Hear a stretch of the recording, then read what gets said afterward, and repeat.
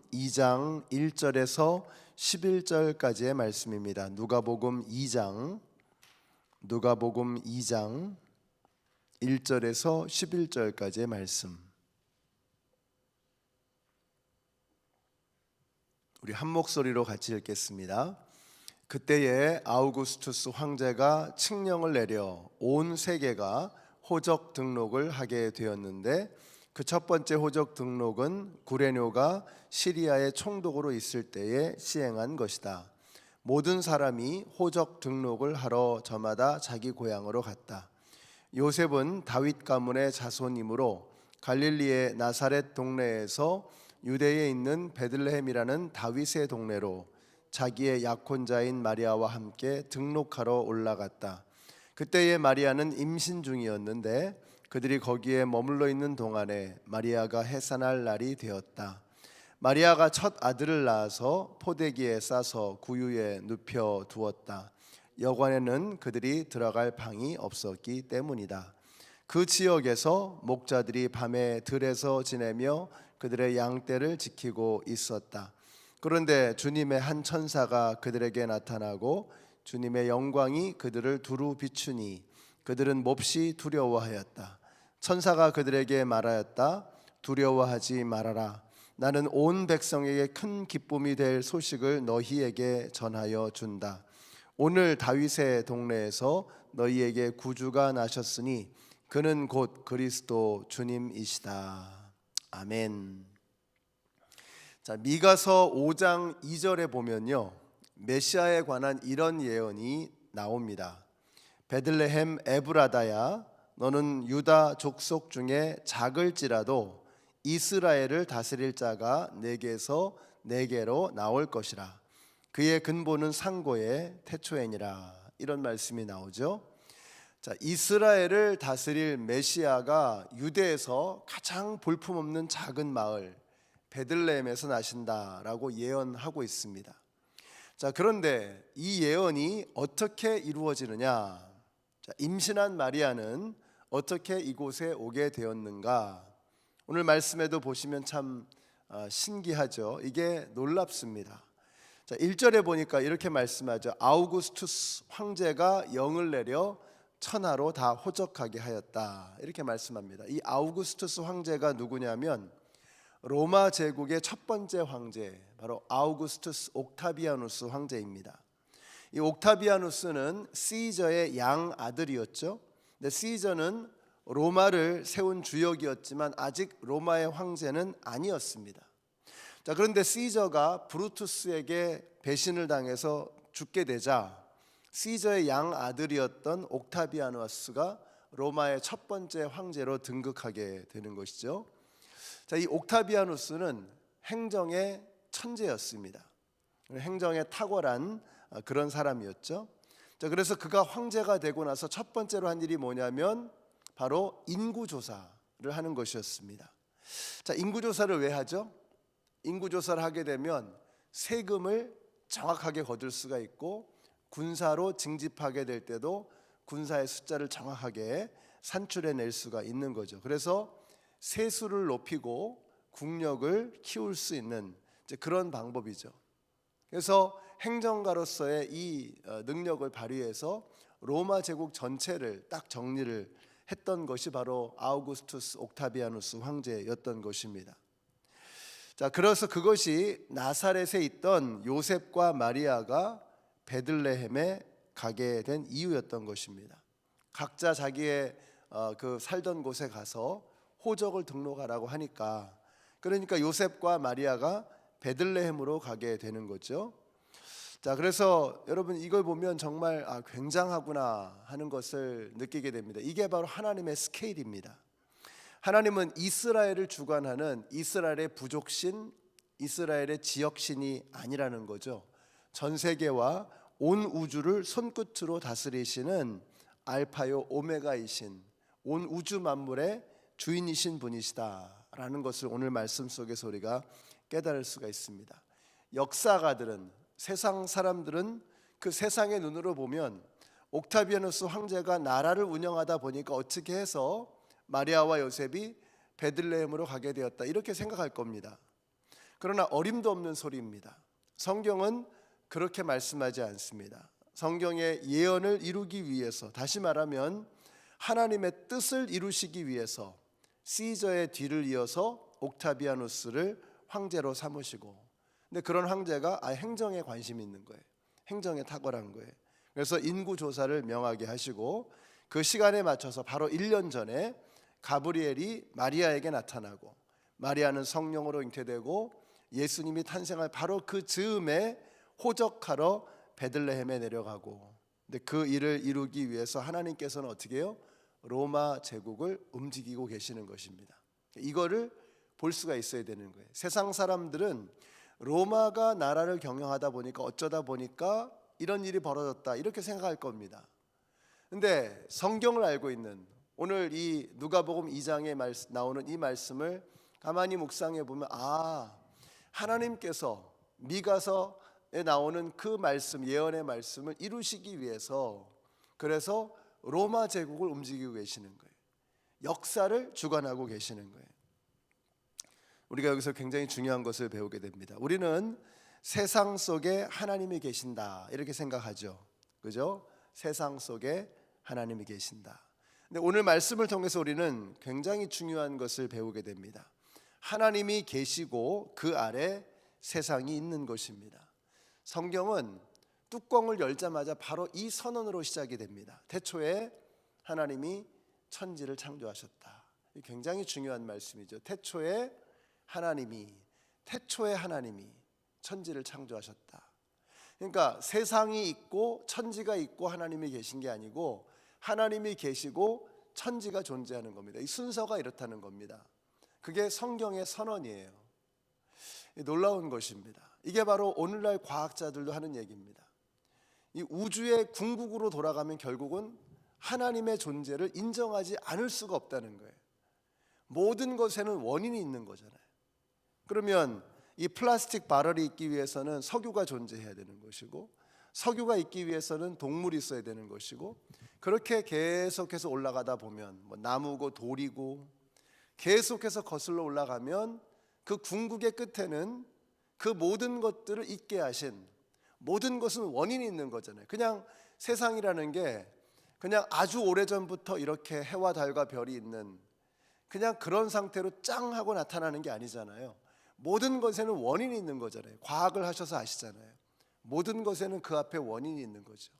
그러면 그 모든 것들이 계속해서 거슬러 올라가면 그 궁극의 제1원인은 누구이냐? 그게 뭐냐? 성경은 그걸 명확하게 이야기하죠. 태초에 하나님이 천지를 창조하셨다. 순서가 그렇다는 거예요. 하나님이 계시고 세상이 있는 것이지 세상 안에 하나님이 계시는 게 아니라는 것입니다. 근데 우리가 이걸 자꾸 잊어버리죠. 오늘 본문은 그 이야기를 하고 있는 것입니다. 그러므로 사랑하는 성도 여러분, 오늘 여러분이 도무지 풀리지 않을 것 같은 그런 문제가 있다면, 이건 하나님도 힘드실 거야 하는 생각이 들고 있다면, 여러분 그것은 잘못된 생각입니다. 그 잘못된 생각을 뉘우치고 바로 잡으셔야 합니다. 로마의 황실을 중심으로 세상이 돌아가는 것이 아니고, 백악관을 중심으로 세상이 돌아가는 것이 아니고, 하나님의 약속을 중심으로 세상이 움직이고 있는 것입니다. 세상은 하나님의 말씀대로 돌아가는 것입니다. 그래서 우리가 어그러진 중심을 다시 회복해야 됩니다. 이 성탄절에 우리가 해야 될 일이 뭐냐?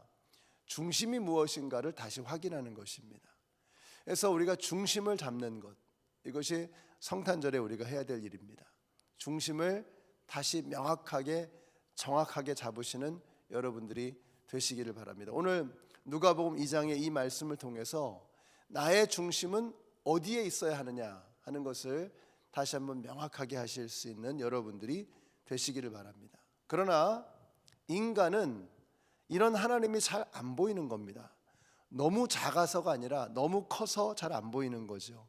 그래서 하나님이 오셨는데 그분을 보지 못하는 겁니다. 그래서 어떻게 해요? 7절 보세요. 마리아가 첫 아들을 낳아서 포대기에 싸서 구유에 눕혀 두었다. 여관에는 그들이 들어갈 방이 없었기 때문이다. 영어 성경에 보니까 There was no room for them 이렇게 되어 있습니다. There was no room. 자, 룸이 없기는 왜 없었겠습니까? 예수님을 위한 룸이 없었다는 말이겠죠. 이것이 바로 오늘 우리의 문제입니다. 다른 것으로 너무 바쁜 거예요. 그래서 내가 할 일은 다 하지만 주님을 위한 룸은 없는 거죠. 내가 하고 싶은 거 다 하잖아요. 여러분, 우리 한번 지금 영상을 통해서나 여기 계시는 여러분들 한번 생각해 보세요. 내가 하고 싶은 건 다 하잖아요. 그런데 주님을 위해서 해야 될 일은 항상 뒷전에 있는 겁니다. 그래서 바쁜 겁니다. 그래서 바빠서 뭘 못해요. 아니, there is no room for them. 그들을 위한 방, 주님을 위한 방은 없었다. 방이 없기는 왜 없습니까? 있죠. 그러나 예수님에게 드릴 방은 없었다는 것입니다. 만일 그들이 로마의 참 주인이 하나님이시고 나의 생명의 주인이 바로 그들 그 여인의 태중에 있었던 그분이라고 하는 것을 알았다면 그렇게 할 리가 없죠. 그런데 예수님을 알아보지 못하는 것입니다. 그러니까 예수님을 알아보지 못하니까 예수님에게 드릴 방이 없는 거죠.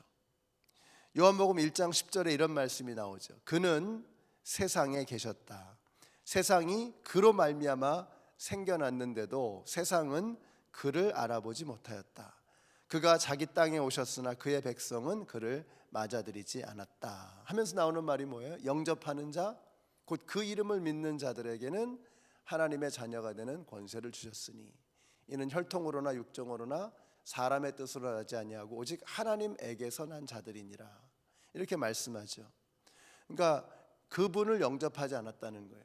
그러나 영접하는 자, 곧 그를 믿는 자들에게는 하면서 말씀이 나가는 거죠.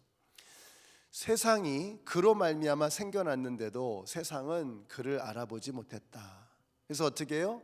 그가 자기 땅에 오셨지만 그를 영접하지 않았다는 거죠. 그들에게는 예수님을 위한 룸이 없었던 것입니다. 세상이 그를 알아보지 못했기 때문이죠. 그분을 알아봤다면 어떻게든 룸을 만들었겠죠. 그분을 모시는 룸이 가장 중요한 프라이어리티 넘버 원이 됐었겠죠. 그런데 그분이 예수님이라는 걸 못 알아보니까, 그분이 이 세상의 구원자이심을 알지 못하니까 방이 없었던 것입니다. 너무 바빠서 기도 못하는 게 아닙니다. 너무 지쳐서 섬기지 못하는 게 아닙니다.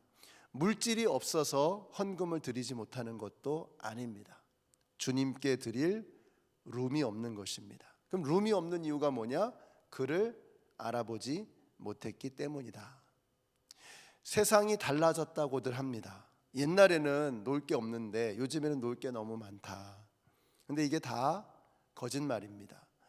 그런 게 아닙니다. 여러분, 옛날에도 옛날대로 놀 게 많았겠죠. 왜 사람들이 할 일이 없었겠습니까? 요즘에만 이렇게 놀 게 많고 옛날에는 그런 게 없었네. 그렇지 않습니다. 그러나 이유는 한 가지죠. 그분을 알아보지 못하기 때문에 그분을 위한 룸이 없는 것이고, 그분을 알아보지 못하기 때문에 그분을 위한 나의 헌신이 없는 것이고, 그분을 알아보지 못하기 때문에 그분을 위한 진정한 예배가 없는 것이죠. 그분이 하나님이신 줄만 알았다면, 그분이 로마의 지배자이시고 로마의 참 주인이시고 진정한 로마의 황제는 아우구스투스가 아니라 예수 그리스도이심을 알았다면 그럴 수가 없는 것이죠. 성경은 계속해서 말씀합니다. 그분은 온 세상에 큰 기쁨이 되실 그리스도 예수이시다. 임마누엘의 하나님이시다. 오늘 본문에도 그런 말씀들이 나오죠. 근데 우리는 자꾸 우기는 겁니다. 주님, 방이 없습니다. 주님께 내어드릴 방이 없습니다. 내 고집 버리고 내 생각 버리고 오늘 주님께 룸, 방을 내어드리는 오늘 하루가 되어야 합니다. 성탄절이 되어서 우리가 스스로를 좀 돌아봐야 됩니다. 왜 나에게는 주님께 드릴 룸이 없느냐? 방 없음이라는 표시 딱 붙여놓고 주님 박대하는 거죠. 주님은 뒷전입니다. 이런 말입니다. 주님은 나에게 프라이어리티가 아닙니다. 가장 중요한 분이 아닙니다라고 하는 것을 너무나 적나라하게 드러내고 있는 우리의 신앙. 2023년 올 한 해를 돌아보면서 과연 나는 주님에게 방을 내어드렸는가? 나는 주님께 드릴 방이 있었는가? 주님은 나에게 가장 소중한 분이신가? 아니, 안방이라도 빼서 내드려야죠. 내가 자는 방이라도 빼서 주님께 내어드려야죠. 그런데 우리가 순서가 어긋난 겁니다. 왜 그러느냐? 세상이 있고 하나님 있다고 생각하는 거죠. 그러나 성경은 하나님 계시고 세상이 있는 것이다, 이렇게 말씀하고 있습니다. 오늘 이 말씀을 통해서 로마의 황제까지도, 황실까지도 움직이시는 그 하나님의 스케일을 보면서 우리가 우선순위를 어디에 잡아야 될 것인가, 우리의 중심을 어디에 두어야 할 것인가, 이걸 깊이 생각하시고 우리 주님을 위한 방을 내어드리는 우리 모두가 되시기를 예수님의 이름으로 축원합니다. 우리 같이 기도하겠습니다. 올 한 해를 돌아보시면서 과연 나에게는 주님께 내어드릴 방이 있었던가, 나는 방을 내어드렸는가, 주님은 나에게 뒷전에 계시는 어떤 분이 아니신가, 부담스러운 분, 이런 분 정도로 취급하지 않았는가, 이런 생각을 돌이키고 중심을 다시 잡는 오늘, 그리고 주님에게 방을 내어드리는 오늘 하루가 될 수 있도록 우리 같이 한번 합심해서 통성으로 기도하겠습니다. 하나님 감사합니다. 저희들에게 이 말씀을 통해서 우리가 주님을 위해서 방이 없다라고 말하고 있는 이유가 무엇인가를 생각해 봤습니다. 너무 바빠서가 아니라, 시간이 없어서가 아니라, 건강이 허락하지 않아서가 아니라, 물질이 없어서가 아니라, 여유가 없어서가 아니라, 그분을 알아보지 못하기 때문에 우리가 입술로는 예수를 그리스도라고 고백하면서도 정작 그분을 내 삶의 주인으로, 정작 그분을 로마의 참 주인으로, 정작 그 예수님을 온 세상의 알파요 오메가로 고백하지 못하기 때문에 저희들에게 예수님은 항상 뒷전이었습니다. 오늘 이 말씀을 통해서 예수님을 내 중심으로 다시 한번 모시게 하시고 가장 중요한 분, 프라이어리티 넘버 원으로 예수님을 모실 수 있는 저희들의 믿음이 다시 회복되게 하여 주시옵소서. 아버지 하나님, 성탄의 이야기는 그저 우리가 즐거운 이야기, 그저 우리가 정말 설레이는 그런 이야기가 아니라 내 중심을 내어드려야 하는 그러한 자리라고 하는 것을 깨닫게 하셔서 너무나 감사합니다. 다시 한번 우리의 중심이 회복되는 이 시간이 되게 하여 주시옵소서.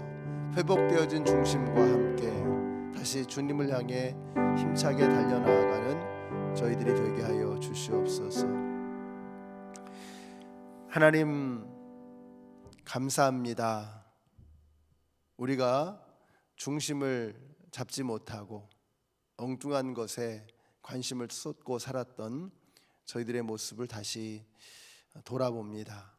올 한 해 동안 왜 그렇게 우리는 중심 없이 다녔는가, 어디에 도대체 중심을 두고 살았는가, 그 모든 망각들을 다시 한번 회개하고 주님 앞에 우리가 어떤 것을 중심으로 살아야 하는 것인지, 내 삶의 중심은 누구이신지를 다시 한번 확인할 수 있는 이번 성탄절이 되게 하여 주시옵소서. 성탄절은 그냥 설레이고 선물을 주고받고 기분 좋은 그런 계절이 아니라 성탄절이야말로 내 인생의 중심이 무엇이 되어야 하는지를 뼈저리게 느끼고 과감한 수술을 해야 되는 그런 심각한 계절임을 저희들이 알게 하여 주시옵소서. 그래서 우리 모든 성도님들, 오늘 이 말씀을 함께 묵상하시는 우리 모든 성도님들이 다시 한번 중심을 바꾸는 그런 처절한 영적 싸움을 치러내는 오늘 하루가 되게 하여 주시옵소서. 예수님의 이름으로 기도드렸습니다. 아멘. 하늘에 계신 우리 아버지여, 이름이 거룩히 여김을 받으시오며 나라의 임하옵시며 뜻이 하늘에서 이룬 것 같이 땅에서도 이루어지이다. 오늘날 우리에게 일용할 양식을 주옵시고 우리가 우리에게 죄 지은 자를 사하여 준 것 같이 우리 죄를 사하여 주옵시고 우리를 시험에 들게 하지 마옵시고 다만 악에서 구하옵소서. 나라와 권세와 영광이 아버지께 영원히 있사옵나이다. 아멘.